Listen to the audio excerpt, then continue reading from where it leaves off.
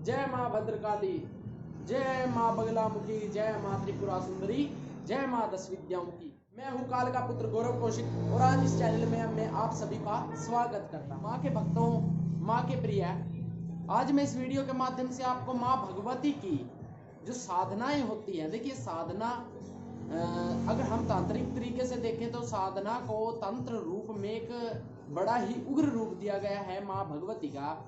और यदि हम इसी साधना को सात्विक रूप से देखें तो ये बहुत शील है। शील मतलब शीतलता है। तो माँ भगवती को सबसे प्रिय क्या है? यदि हम तंत्र में अगर माँ भगवती को चलाते हैं तो मैं सबसे पहले यही कहना चाहूंगा मेरे प्रिय भक्तों को कि जो भगवती का अपने पीढ़ी दर पीढ़ी जो आप उसे भोजन देते हैं वो आपको देना पड़ेगा।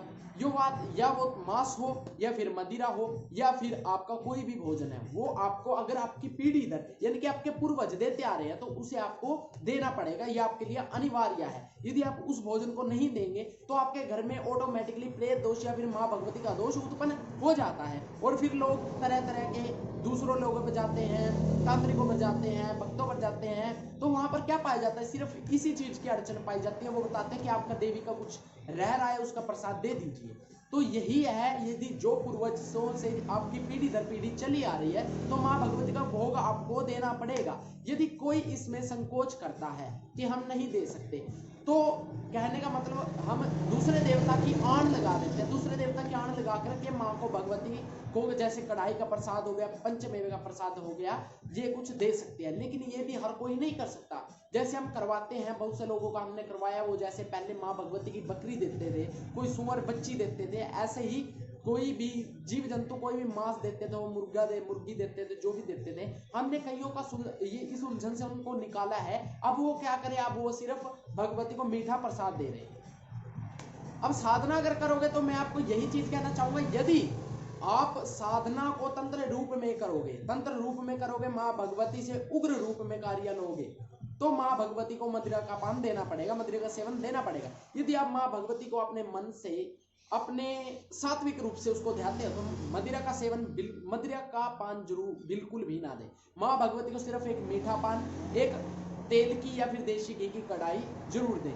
ये दो चीजें मैं आपको सुजेस्ट करूंगा कि अगर कोई भी माँ भगवती का उपासक है, यदि माँ भगवती को पाता है गृहस्थी जीवन के अंदर, जो गृहस्थी है जिसके बाल बच्चे हैं और वो अपनी फैमिली के साथ रहता है, क्योंकि फैमिली के अंदर यदि चलो आपने तंत्र रूप में माँ भगवती को साधना शुरू कर ली और उसमें आपने मदिरा दे दी, उसके बाद आपने मांस भी दे दिया, माँ भगवती ने आपको दर्शन भी दे दिया, आपके कार्य भी कर दिए। लेकिन एक बात मुझे बताएं, क्या फ्यूचर में भविष्य के अंदर आपके जो बच्चे होंगे वो इस कार्य को करने में संभव होंगे?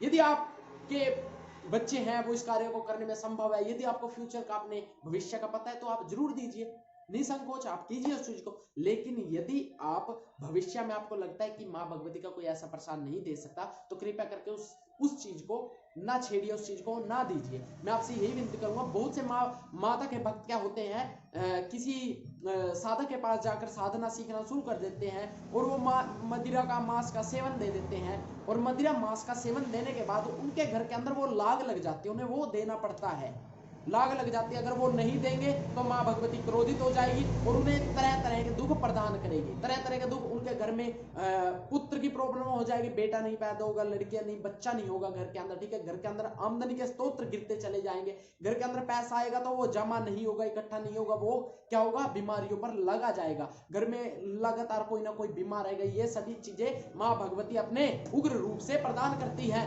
यदि कोई उनको किसी भी तरह का कोई प्रसाद देते हुए उसमें निसंकोच कर जाता है। तो यदि माँ भगवती का कोई भी साधना करता है, 21 दिन की साधना करता है या 41 दिन की साधना करता है, तो कृपया करके अपने सात्विक रूप में, यदि आप गृहस्थी जीवन से हो तो अपने गृहस्थी जीवन के अनुसार ही माँ भगवती को भोग दे। मैं आपको सिर्फ यही चीज सुजेस्ट करूंगा कि आप माँ भगवती का हलवे का प्रसाद दे व माँ भगवती को एक पान जरूर भेंट करें। ये दो चीजें माँ भगवती को दीजिए, माँ भगवती जरूर प्रसन्न होगी। ओम काली, ओम काली, ओम काली।